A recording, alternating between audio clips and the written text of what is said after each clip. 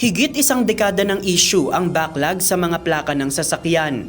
Ayon sa Land Transportation Office o LTO, noong umupo si LTO Chief Assistant Secretary Vigor Mendoza II, aabot ng 13 million ang backlog sa plaka ng mga sasakyan at motorsiklo.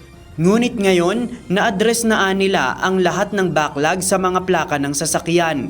Halos nasa 9 na milyon na lamang ang natitirang backlog sa mga plaka ng motorsiklo. Pangako ng LTO, ngayong taon ay matutugunan na nila ang mga backlog sa plaka. Ayon sa LTO, dahil 2025 na ngayon at meron ng mas maayos na teknolohiya, wala nang dapat dahilan para magkaroon ng delay sa pagbibigay ng basic services sa publiko. Ayon sa ahensya, sa pag-upo pa lang ni Transportation Secretary Vince Dizon, nagkaroon na sila ng close coordination upang ilahad ang mga problema sa ahensya at kung anong mga solusyon ang pwedeng gawin. Target ng LTO na mawala na lahat ng problema sa kanilang serbisyo sa ilalim ng kasalukuyang administrasyon.